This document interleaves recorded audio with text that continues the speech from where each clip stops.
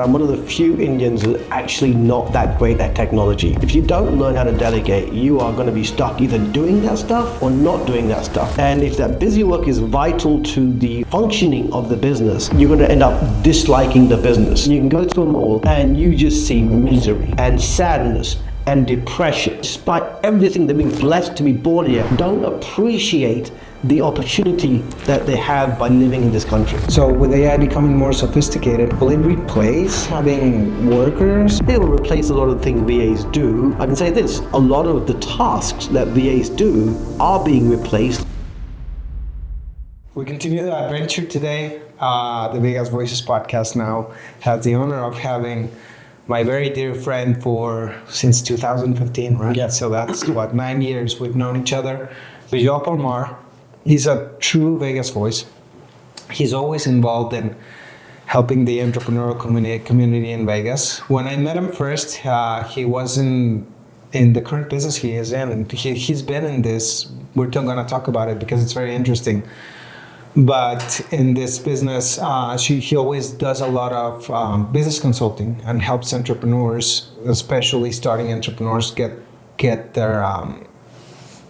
their businesses going and starting to outsource to get their first employees. And he specializes in that. Beejel is an amazing person. He's an amazing friend. I know him and his family for many years, and he truly deserves to be a Vegas voice. So Beejel, welcome to this show. Thank you for having me. You've had quite the entrepreneurial journey. Could you start telling us a bit about your background and Yeah, so background is I graduated in 1992, degree in aerospace engineering, but I'm one of the few Indians who are actually not that great at technology. But I kind of fumbled my way through engineering, but eventually the engineering company I was working for realized I was way better with people in marketing and sales. So I moved into that position. That position led me to move from the UK to the US. But I couldn't get rid of that entrepreneurial bug. You know, when I graduated in 92, well, literally months afterwards, some friend came over and said, "Hey, I've got this amazing opportunity for you. You can retire in 3-4 years," also known as network marketing, right? And while I kind of fell out of love with network marketing, the concept of entrepreneurship, especially personal development, never left me. So that was basically, I literally left college, stepped into got a taste of entrepreneurship. And that was kind of how the relationship started with entrepreneurship. Where did you first land in the States? So growing up, I had this. When you grow up overseas, you have this vision of the United States, and for me, that vision was the A-Team, Knight Rider, Baywatch, and so I always wanted to come to the US. With a degree in aerospace, I wanted to work for NASA. So my dream from childhood, I used to put up those model airplanes in my room with little strings all over my room. And so my dream was to come, to the US. And I landed in Chicago. So be very careful what you wish for, because Chicago is not California. And we landed in the end of November. It was so cold. But that was our entry point. And we actually had a great time in Chicago, to be honest with you. Chicago's a great city. I was just there. I know, I get the cold. It's just freaking amazingly cold. So anyways, so your story about virtual assistants began after reading the 4-Hour Work Week. What about that book resonated with you so strongly to start doing that? Well, I've got to go back a few years before the book. Okay. So I really got into entrepreneurship around 2000. So I left my engineering job. A friend of mine said, "Let's move to San Diego and let's build a business together." So I left my job of several years at that point, moved to San Diego, and we thought we were living the kind of immigrant entrepreneurial dream. About a year into that relationship, year and a half, I found out he was defrauding us. So basically, he was lying to us. Keep the story short, we pretty much lost everything. But over the next several years, I tried different things. I would go to an event and someone would say, "Start this business," and I'd start that business, and then it wouldn't work out. I'd go to another event and just start this business, and I start that business, and it wouldn't work out. When I picked up the 4-Hour Work Week, and it was about 2009, a few things struck me. One is, it wasn't so much about the business wasn't working, I wasn't working the business. I also realized that as much as you can fall in love with the idea of a business, a lot of entrepreneurs struggle with the day-to-day running of a business, which isn't always the shiny, dangly stuff that you see when someone presents the opportunity. The second thing I realized was that if you don't learn how to delegate, you are going to be stuck either doing that stuff or not doing that stuff, that busy work. And if that busy work is vital to the functioning of the business, you're going to end up disliking the business. But what we tell ourselves is the business is not working. So we go start another business, right? Because that's the easier option. So I recognized that all these parameters in myself reading that book, that it wasn't so much that I was doing the wrong thing, I was resisting doing the right things because it wasn't really what I wanted to be doing. Anyway, also the book introduced me to the concept of delegation, that it's almost next to impossible to run a business without delegating. In fact, you can't even say I'm running a business. If I'm thinking about it now, you can't say I'm running a business if you're the only person in the business.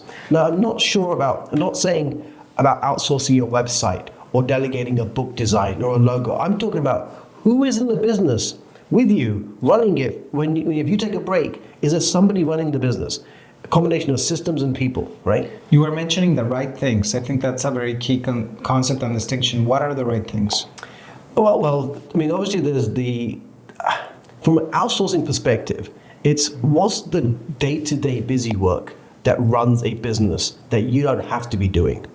And typically I call this the morbid stuff. It's usually the mundane, the overwhelming, the repetitive, the boring, the I don't want to do that shit, right? And the dislike doing. Now I call it the morbid stuff, but what I mean by that is if it's not done, it leads to the death of an idea. Somebody has to do it, right? I'm going to take a very classic example. Let's take the speaker business, right? People go to an event, they see some speaker on stage. They go, oh, I want to be a speaker. And they'll spend several thousand, if not tens of thousands of dollars learning how to be a speaker. And then they get into the business of speaking. 95% of the business of speaking is admin heavy.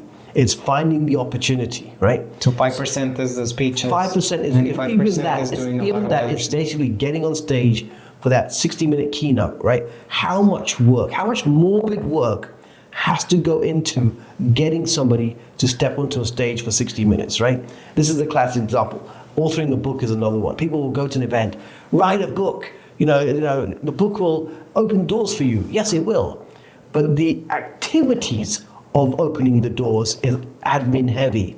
So once you've done the work of publishing your book, who in the team is going to do the admin morbid work to take the asset or that liability and turn it into an asset by getting it in front of the right people? That's what we're talking about. So one of the things that you mentioned was that you were like jumping around in businesses and there's a lot of biz op seekers or business opportunity seekers that are doing this all the time. What do you do when you see people like this, and how do you set them straight? Because I know you're... Yeah. There's a difference between... So the industry knows them as biz op seekers. Right. They're seeking a business opportunity. I want to just say how like it is. They're chasing money. Right. Chasing money and building a business are not the same thing, right? And I think people will realize this way too late in their chasing opportunity career, right? A business is structured, it's stable, it's got a long-term vision, often a 3 to 10 year vision. The first several years may be slow going, but you've got to stick to the path. Chasing opportunities, every time there's a money grabbing opportunity, people jump on that. It might last 3 months. I'm not saying you can't make money doing that, right? You can make money chasing these opportunities. You can make a lot of money, but a lot of times it's really, call it the turbulent way of building something. Right? Don't you notice that actually the people that make business, that make money in these type of things are the people selling you the opportunity, but not the people actually working the opportunity? I'm really careful because a lot of people I know, aka some of them are for your friends, I've seen them jump from, a few years ago they were e-com experts. Mm-hmm. Then they became Facebook group experts. Now they're all AI experts, right? So they're jumping from opportunity to opportunity. Many of them make a lot of money doing that, right? I mean, 7 figures. But it's not a way to build a business. It's a way to make money. If people are looking to actually build a business that's run by people, systems, SOPs, it's a different way of thinking. You've got to look at it differently. And that's just some of the things that, maybe very late on in my entrepreneurial career that I realized, and I try to, I won't say evangelize it, but kind of just let people know starting the journey that, look, some of the traps that I've fallen into, right? Yeah, because you were that. I was that, right? Yeah, because, and when you're in it, you don't see it. When you're in it, you think you're trying to do something to better your life, right? And it can often come at a huge cost of time, effort, money, and resources. So, how do you help people that are? I've seen you do it, but can you tell us a little bit how you help a person that's in that little, let's say, hamster wheel of the biz job seeking and help them come out of it? So in my day-to-day function, I really don't. And I'm going to be very careful not to cross the line between being a business consultant or a business advisor and just doing what we are doing. The old me would very easily just jump into that. Now, what I can say is that the way I can help people, or the way I can educate people is through these podcasts, right? And so, look, I made a mistake. I can guarantee you can talk to a lot of people who also made that mistake. They're still chasing shiny, dandy objects. It's so tempting. It's literally, you can be super focused, and all of a sudden, there's someone like, oh, because it always seems to be a little bit better and more fun and more exciting than what you're doing day to day, right? But if you look, again, going back to, if you're looking to build a business that will grow over time, and you're able to do the work consistently and compound the activity day to day, week to week, then you've got to have a different approach to this. People are impatient. Entrepreneurs are impatient. They want the results today, now, right? But business owners, if you look at Silicon Valley, they are also entrepreneurs, but they look at the growth of their business very differently to, say, a lot of other entrepreneurs. They've got a long-term, plan, often 3 to 5 years. They have in their roadmap, they've got raising capital. So, but they stick to doing typically one thing, unless, of course, there's a huge industry disruption and they have to change, right? So that's the nuggets. Very cool. So you mentioned you started off in the UK, you have been in the States. I know that you have been a worldwide traveler. How does that cross-cultural beingness or travel influence your career? I think it just opens your mind up to possibility, but also reality, right? So we didn't choose to leave the US. I mean, obviously we came from the UK to the US. US was our home. We lived here 13 years, and both my daughters are born in the US. But in 2010, my lawyer screwed up, right? And basically to not violate any immigration laws, we left the country. We in the process, we sold everything. So we packed 4 bags, so 3 laptops and 2 kids and 1 wife, and we left. And we thought it'd be away maybe 6 months, maybe a year. But after we started traveling, that traveling bug bit us. And we traveled for literally 5 years. Now, we had a base in India, and it was, to this day, the best 5 years of our life. So 2 things. One, sometimes things will happen as entrepreneurs, even in life in general, that in the moment feel like it's the shittiest thing in the world, right? But that's that classic saying, you take lemons and you make them lemonade, right? Same thing, like, as tough as whatever is happening right now, and I'm sure if some of you watching may be going through a tough time, all these tough times are temporary problems if we're willing to find or be open to opportunity, open to solutions. So 5 years is an amazing time. In that, we went to India. Now, I'm obviously of Indian descent. I never lived in India. I don't really speak the language. My wife has never been, my kids have never been.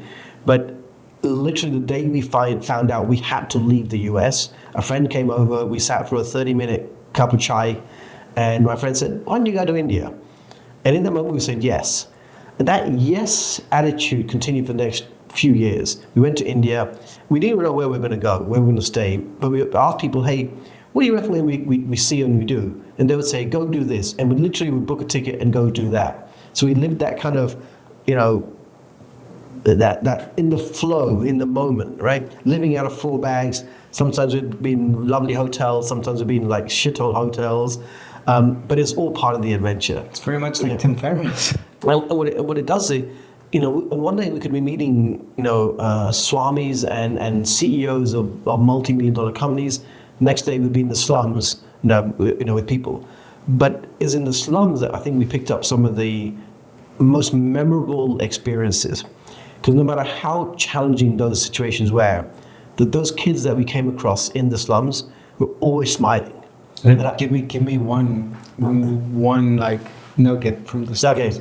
So my daughter, when my daughter was about 10, 11, she was a songwriter. She wrote a song called Counting Smiles. And it's about our experience of going to the slums. Now, while we were in India, we would lead tours. So people would come from the US and Canada, and we'd take them on a kind of a 2-week tour. This 2 weeks was almost a mirror of our first 2 weeks in India.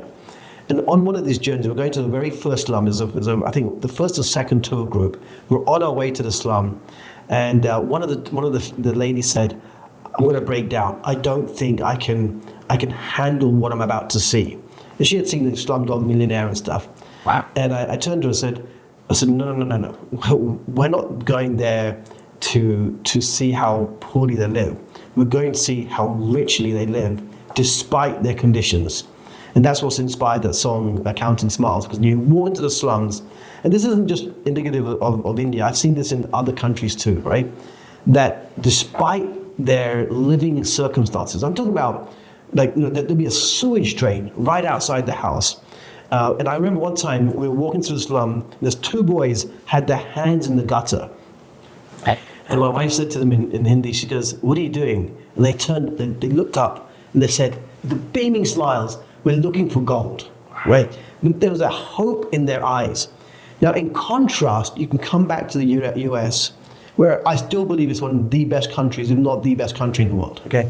And you can go to a mall and you just see misery and sadness and depression, right? Because the kid didn't get the toy. We didn't get a toy or whatever. But I'm talking about grown-ass teenagers and adults who just, despite everything, they've been blessed to be born here or blessed to have been able to get here, don't appreciate the opportunity that they have by living in this country. So, but you don't get that contrast until you've seen the other side of the equation. So it's a privilege, and like you said, we get to see how great their life is. We get to see it, yeah, and so it's a reminder. So and we always have that anchor. We always have that remembrance. So because we ourselves are trapped into it. Our phone breaks and we have a fit. Traffic. Oh my God. And then it takes just a moment just to remember. Yeah, but it's probably not that bad. It's not that bad. Right. It's like our lives suck compared to what? We're living better than kings 150 years ago. So. Okay, let's go. Let's come back a little bit into the present. You founded Be Epic Outsourcing in 2019, and after a decade of experience in the field, right? What motivated to do it on your own again? So, 2009, I read the book 4-Hour Work Week. Right after reading that book, I was at an event, and as really about reinventing my life. And in that moment, I said, okay, I want to get into the outsourcing business. So I found 3 Filipinos, I think through referrals, and I started my first little outsourcing agency. This is in 2009. Now, at the very first event, so I basically, after several years of ups and downs and having really, bad luck, right? I was like on a high. I found a new business. I got my new business cards printed. I was going to my first event. I was going, I'm going to come back with tons of clients now. And the very first speaker at that event, and I sat in the front row. I remember exactly where I sat in that room. The very first speaker is introduced on stage by the host, and he's in the outsourcing industry, and he's got a team of 100 VAs. And I was like, oh my God, like how unlucky could somebody be, right? He's going to take all my potential clients that are sitting in that room, right? And he told his story of how he got started, etc. But one of the things that's being taught in that workshop was there's a way to win this game that's just different, and it's a win-win for everybody. So I went up to him on the break and said, hey, look, I'm just getting started in this business. Would you give me some pointers, some tips? He goes, sure. He goes, here's my number, give me a call. I think it was Monday or Tuesday after the workshop finished, I gave him a call. Anyway, long story short, a few weeks later I was working for him. And I joined him as an affiliate, then master affiliate, and then he said, look, why don't you just come and just work with me full time? So I basically gave up my little 3-person agency and I worked with him. And that ended up being a really interesting 10-year experience. We built that company from 100 to over 500 VAs. We were very well known in the industry. But around year 7 to 8, I started to think about the flaws in the model. And what I mean by that is, that was a very typical agency. It's a markup fee agency. And it wasn't really set to serve what I call the solopreneur and the micropreneurs, or the small end of small. It was really set up to serve more established, thriving businesses because of a factor that I call the markup fee. Now, let me explain here. So when most outsourcing agencies work on this concept of a markup fee. What that means is that I would hire talent, which is, say, someone in the Philippines, in this case, for example, for $3, $4, $5 per hour. And then I would add my margin on top and then charge the client $12, $13, $14, $15 per hour. Now, for me to make profit, I have to pay as little as possible to the talent and get away with charging as much as possible to the client. That's the markup fee, right? That creates perverse incentives and a lot of weirdness. Right. Now, what happens is, after a while, and oftentimes we would sell these programs at workshops. So we would kind of package everything together. So when it's sold as a package, people are really not aware of the hourly rate they're going to be paying. They're buying the package. After a few months, they start getting savvy. Hang on a second. Why am I paying $12, $13, $14 per hour for a VA that all these gurus keep telling me I can hire for $5 per hour? On the other side, you've got talent that are not even often getting paid $5 per hour. They're getting paid $1.50, $2, $3, and they're like circumventing the agency and going directly to a client and say, hey, Mr. or Mrs. Client, if I come work for you and you pay me a few dollars more, you can still save a lot of money. This was the problem with the agency model. So in around 2019, I started reading a book, Ray Dalio's book, Principles. And there's a chapter called Radical Truth, Radical Transparency in that book. And as an agency, we were not fully transparent with the client, meaning that a client would hire a VA, and then sometimes the VA would leave, but the client would never know that the VA actually left. The person they were dealing with was more like a project manager. Nothing wrong with these practices. This is very common. This is what agencies do. But the client thinks that they're working with one person, right? So I said, okay, how can we do this a little bit differently? So in 2019, I launched Be Epic Outsourcing. Now, the word, I'll talk about the symbology of the name in just a moment. But I launched it with a no markup fee model, which means that I took the membership concept and said, great, as a client, we're going to charge you a little bit for a setup fee, but you're going to pay us a flat fee. And that's the fee that's going to come to us that allows us to support you as the client and the VA as the person who's working, kind of a wraparound management support. And whatever the VA rate is, you're going to pay that rate directly to the VA. Now that means that we're not boxed into hiring a VA for a particular dollar amount. We can hire a VA that's $5 per hour, or we can hire a VA that's $12 per hour if somebody's looking for a data analysis or someone with higher skill sets. So it's fully transparent, fully flexible, and really allows us to support the client to build their entire remote team.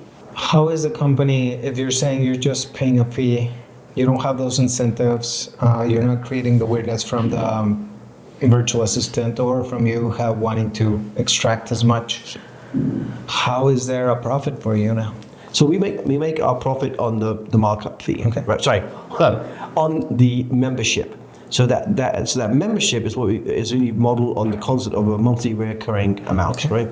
So we have 200 accounts right now, and our objective, right, is to really scale that model. So we've proven it works. We've proven it sits between an agency and it sits between hiring direct. It allows us to provide years of experience from our team to both parties. And we look at the client as the paying client, but we also look at the VAs as the serving client. And our job is to bridge the gap between these to individuals. Tell me about this radical transparency that you were talking about. How does it go into the client, go into the organization? Yeah. Describe to me. I think it's fascinating. Yeah. So it's something that's worth talking about. Well, first of all, it comes in different avenues in terms of, first of all, the client knows exactly how much the VA is getting paid. The VA knows exactly how much we make. So they don't feel like we're taking money out of their pocket, right? So that reduces that having to circumnavigate, right? The VAs, we provide ongoing training, ongoing support, in-person events, even because we hire VAs locally to different areas. So it allows them to get together and actually do trainings together, social events together. This builds morale. They don't feel isolated when they're just working for one, client overseas, several thousand miles away. So we've done things very, very differently. Now we have in our principles list, honesty is one of the highest values. We also have something called the flag system. So the flag system is basically how we teach both the paying client and the serving client the system. What it means is that if you falsify information, if you lie to the client, if you have absences or attitude issues or gross negligence, the client has been informed to issue you a yellow flag warning. Because, look, we all make mistakes. The second time is a red flag warning, and thereafter is a dismissal. It takes the emotion out of hiring and firing individuals, right? And it's really important because, I'm the kind of person that when I start working with somebody, I can get very emotionally attached to people. I want the best for them. But as a business owner, we're going to do what's best for the business. So we built these systems that we teach our clients to use in terms of how to best manage their team members. And it goes through the whole organization. Correct. Mm-hmm. That's amazing. Now, the yellow, I think it's a big question for our audience, right? You reference bees as a powerful symbol for productivity and efficiency. How do you incorporate the wisdom of bees into practical stuff for business owners and for you and for your organization? So right around my 50th birthday, yes. I don't even know what led to it, but very randomly, I came across this book called Wisdom of the Bees. It was a book written by a professor on a management system for organizations that was based on his observations of how bees function, how beehives function, how decisions are made, how teamwork happens, how bees navigate to their goal and return back with it. And so the book was written for large organizations. So I took that book and I said, I wonder if I could kind of, simplify this or create a version of this that will work great for small businesses and entrepreneurs, right? With that bee wisdom. Now, after kind of reading that book, I came up with this philosophy that bees, if you look at bees, they live a very short life. So they got to have, they maximize their life, right? So bees serve their unique purpose. Bees serve their hive, and bees ultimately serve humanity. Now, as entrepreneurs, we have to serve our unique purpose, our unique skill. We have to serve our community, and ultimately, as entrepreneurs, hopefully, we're serving humanity, right? So we need to be a lot more bee-like in our approach. But also, bees are very efficient. They're very productive. They're very intentional, and they're very consistent. So the word epic comes from those. Efficiency is, the E stands for efficiency, the use of time. P stands for productivity. Are we producing the right result in our business? The I comes from intentional. How intentional? When we wake up, what are we intending to do? Is it in alignment with our vision? Is it in alignment with our goals? Is it in alignment with the week's outcomes, right? And consistency, I think, is something that we entrepreneurs struggle with a lot. Right, we go through waves, we go through getting excited when we go to an event, we'll go and walk on fire, we'll break the balls and punch our fist, but then we go back to work. And that morbid stuff comes back up for us. And now it's like, oh my God. And then we find reasons, we go to Costco in the middle of the day, right? Now, of course, as entrepreneurs, that's the privilege of being an entrepreneur. We can use our time how we want. But oftentimes, that comes at a sacrifice doing what we actually should be doing in the middle of the day to service our business. So bees represent productivity. The bee as a symbol historically has always symbolized productivity. The word epic is we entrepreneurs are all on some kind of epic adventure. right? It's never a smooth journey, right? We always have to face it. But the word ethics for us also means if we can use our time efficiently, keep our mind focused on productivity, be intentional about the use of our time, the use of our resources, and stay consistent, then we're more likely to create the outcome we're looking for.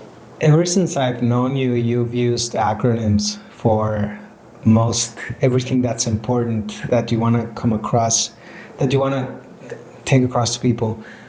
When was your first acronym? I'm super curious. So the first acronym happened around 1994, 96. Well, oh my God. So I was in the kind of the network marketing industry. Yes. And we were in the health industry. So my first acronym was actually called Life Powers. And the power stood for photosynthesis, the importance of sunlight. The P stood for, I changed it, but the P stands for proper nutrition. The O stood for oxygen, good deep breathing. The W stood for water, E for exercise, R for rest and relaxation, and the S at the end stood for sunlight, right? So that was my first acronym on how to improve health, encoded into a single word. That's really cool. I mean, not a lot of people use them. It should be used like people use affirmations. That's probably your way of doing affirmations, remembering something and keeping it.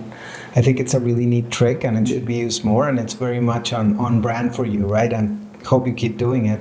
Yeah, I've dropped a few even in this thing. Exactly. But it helps create frameworks, right? These acronyms are not just words; they're actually frameworks that once we start to use them, integrate them, can actually be very powerful. Absolutely, and they create culture, which I think you have a great culture in your company.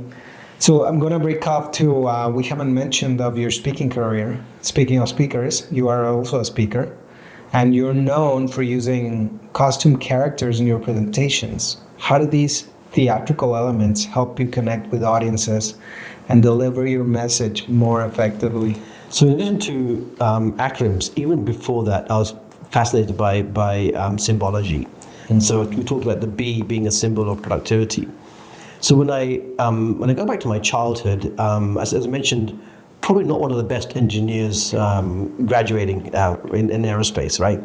But going back to my early childhood, I would love drama. I loved the theater. I loved the stage, right? But then, being an Indian, you don't really get theater as a career option. You They expect you expect to be an engineer, dentist, or doctor, or something. Basically, right? And then the IT and that kind of stuff, right? And that's where my career path took me, right? I went from when I wanted to be a pilot because I love flying. There's theater and there's flying. And they said, well, and I had asthma, so they said, well, you can't really fly for the RAF. I said, but why don't you try engineering? So I did engineering engineering and flying are not the same thing, right?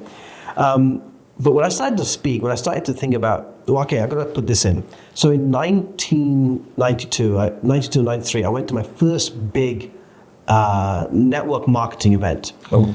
And it was the first time being in such an event. And before that was only college and stuff. And a speaker came on stage, right? He was a 6 foot tall white guy. And this is the first time I saw a speaker in my life. And I'm sitting in the middle of this 1,000-person room, like, oh my God. This is fantastic, because you feel so inspired, you feel so motivated, and I was like, I want to do that. I want to be that. But I wasn't white, I wasn't 6 foot tall, and I wasn't successful. So I buried that dream for about 18 years. It wasn't until about 18 years later that I stepped onto stage in a semi-professional speaking category, right? So again, if you're watching this, don't bury your dreams, right? Don't let your own bullshit hold you back, because too many of us have allowed that to happen, right? But anyway, I stepped on stage, and the first event I was so petrified, right, of going on stage. I don't remember that in the old days they had, you'd write on acetate sheets, and they had this big block thing with the arm that would project onto the thing, or you could write here, and you go up and then it would project down, right? I think I just hid behind that thing for the first 2 hours of my speaking career, right? Anyway, as things went on, I got the idea of what if someone said to me, people rarely remember the words you say during, imagine going to a 3-day event. What are people going to remember? Are they going to remember all those words? So I thought, what if I add some experience to it? So my very first character on stage was Indiana Jones, right? And I was teaching that, in moment I was teaching resilience. I was teaching about how life It's twists and turns, ups and downs. But that's what makes life the adventure, right? So I thought if I were the Indiana Jones character, people would remember the character. I had another character, and all my characters have B names. So is Indian B. Jones, Captain B. Jack, right? And Zabida Bestos, which is a musketeer. So all these characters will be teaching, like the pirate will be teaching being the captain of your own ship. Decades later, people still will cross paths with me and say, I remember you in that character, that pirate, teaching about, being the captain of your own ship. So that's how the whole costume thing came about. And it allowed me to have a bit of fun. I still remember the Indiana Jones one, and then epically you did Beetlejuice for Halloween. Yes, that was the last one. Now the last character I created was the Beetlejuice character for the Halloween party. And that makes you so memorable, man. That's one thing that I don't see. That's just you. Like in the speaker circuit, it doesn't matter how big or small. So there's an underlying element there, which is in someone said, when you do your monthly planning or your annual planning, yes, where have you built in massive joy or fun into the planning, right? So to us, when we do a Halloween party, it's a 2-3 hour experience. It takes us weeks to plan that thing out, but we're planning for the fun, and we love, our friendships are very important to us. And for us, that whole 4 weeks of investment we do in creating the characters, creating the whole, because it's not just a party, it's an experience with games and interactions and stuff. And it's when we see it pulled off, and we see our friends coming over and having fun, that's what brings us the joy. That's your American dream. Yeah, absolutely. Okay, so I want to shift a little bit into AI. It's a big thing right now. And you are pretty much in the forefront of it. So with AI becoming more sophisticated, how do you see the virtual assistant industry, your industry, changing? Will it replace having workers, or is it new possibilities for the workers, or what do you see? There's so much uncertainty. I think the real answer, the authentic answer, honestly, is I don't know. Okay. Now, up until a couple of years ago, when before ChatGPT really hit the scene, every time I would speak, someone would make some comment, which is, won't AI take over VAs one day? And for a decade of speaking, I'll say, yeah, but not today. Well, 2 years ago, that started to change. Oh, wow. And it started changing in terms of, will it take over? I can say this, a lot of the tasks that VAs do are being replaced or being supported by AI tools. But there's one thing I think I've observed over the last 2 years. No matter how many tools come out, there's something that will not change, and that's human behavior. If someone is going to resist doing work, because AI is just an evolution of software, right? At the end of the day, it's just a different evolution of software. It's smarter, it's better, it can do things. But ultimately, somebody has to still do the work. And if us entrepreneurs are still resisting doing certain things, that still leaves, team members to use the actual tools. Like if you're probably watching, maybe you have a CRM, or maybe you should have a CRM, right? But if you have a CRM, are you logging into it every single day? Are you the one administering the CRM? If you're not using a CRM, ask yourself why, if you're a business owner or entrepreneur, because it's kind of fundamental to running a business. Now, I have a CRM. I don't like logging into it, but I have my VAs logging into it. My VAs help write the emails. They upload the emails. They run the CRM, right? And many other platforms too. One of the ways that we get leads is we have something I call it the event promo flywheel. I do a single event and it's promoted through 20 different channels. Now, every time we do an event, there's a lot of admin that goes up into the setup of the event. So all I do nowadays is I basically come up with the event idea, the workshop or webinar idea. My VAs, and they've got two of them working on this project, will write the email sequence. They'll create the event description. They'll do all the setup of all the different platforms to make this event successful, right? So there's the answer, will AI replace VAs? It will replace a lot of the things VAs do, but I think more importantly, I think it will be more of a supplement to what we do. I call it a dynamic duo. I think we should be looking at how do we use VAs and AIs working together so that we don't have to learn this shit. So then it's like a mix soup. It amplifies them, right? Yeah, it amplifies them. It's basically, it's the utility belt. Now, VAs have a utility belt of different tools they can use to save the day. Your little super epic hero. Yeah. There you go. I'm getting it. So what's your long-term vision for Be Epic Outsourcing? Any upcoming innovations or expansions on the horizon that you can share? So when we were doing our kind of, we just celebrated our 5-year anniversary last November, and I was in the Philippines. Okay, what's next? We've got to where we've got to 5 years, steady, consistent growth. And it's okay, well, to scale now, we need to build upon some of the things we started. So I came up with 4 pillars. Pillar number 1 is how do we simply be the best at hiring VAs, EAs, remote talent. Number 2, how do we simply become the best at matching clients to VAs, not just in terms of skill. It's very easy, I need a VA that can do my book work or bookkeeping or this and this. There's also personality to consider. There's time zones to consider. There's culture to consider, right? And the third pillar is how do we be the best at supporting our VA community? And the fourth pillar is how do we support our clients so that they get a better experience of working with their VAs. So these are the 4 pillars that we are investing heavily in, technology in. I've hired more resources this year to build out these 4 pillars as well. But why? Because ultimately we want to scale. So we've got to a great place where we've built a good foundational business. But for it to become now a profitable business, we've got to scale, right? And we want to go from 200 to 600, 600 to 1800. And really, we believe it's possible. We believe what we do is better than what's out there. And I think we are doing a disservice not to think about scaling. Wow. That's amazing. So you're going to grow by factors of 3.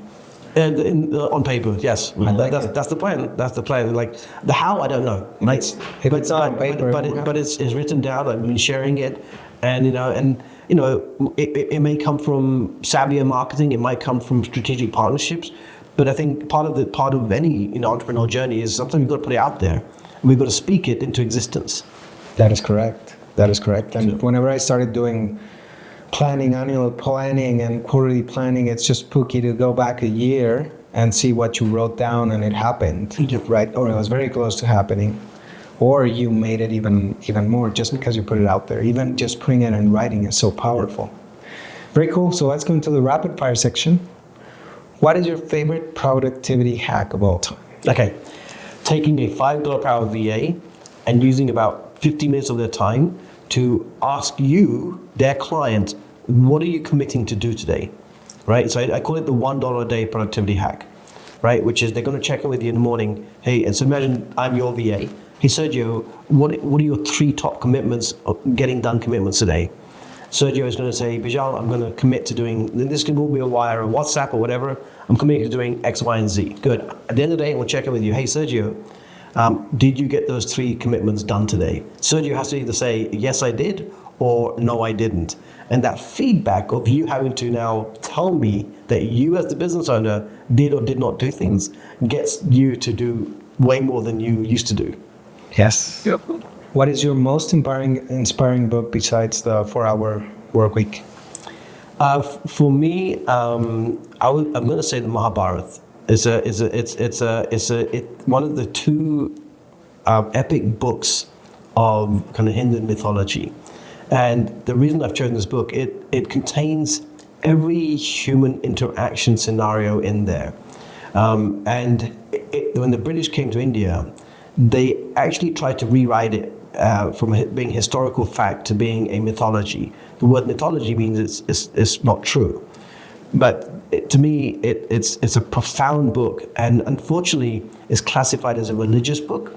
And I think we've classified a lot of things into this concept of religion, and thus other people from other religions have not been able to enjoy or appreciate these works of literature. This epic, the amazing epic, basically the epics. So what's the thing that you most enjoy about it? Because it's huge. It's such an unfolding story of human behavior, of family rivalry, of ambition, of failure, of setbacks, and ultimately we all die. That's it. Ultimately, like the bees. And I wear this in you've seen the Sergio. It's memento mori. It's the Latin saying, right? That life is momentary. So we can get all worked up today. We can get all excited today. We can be on top of the world today. We can be at the bottom of the world today. But we don't know how. how quickly it's going to be over. And in 100 years, nobody's going to care, right? Yeah, so we make the most of time. Thank you. Best advice you've ever received? Oh my God. Well, I'm going to put it in context of when we were going through a really hard time. This is back in around 2009 or so. A friend said to me, these areas of your lives are working, your family, your this and that, but what's not working for you? So I told him, I said, all your time, effort, energy, resources should go into solving that problem, right? So be clear about the problem and then focus, on solving that problem. Ask the right questions, right? And be unstoppable. What are the right questions? Wait, that's profound. Yeah. What are the right questions? It depends on the situation, right? The question could be, so a few years earlier, I was living in our dream home, and we ran into some issues. I told you about that partnership earlier on, right? And being lied to. And out of pride, I didn't ask people, hey, I've got this home, I've got this mortgage, I can't afford to pay it, what do I do? And if I just asked the right questions, someone would say, Beejel, I'll tell you what, move out, rent the house out, move into something that's far more affordable, right? You'll be able to salvage the house, or at least keep hold of the house. What I did was basically fire sold the house. That house I bought at $450,000, now it's about 1.3 million. Oh my God. Right?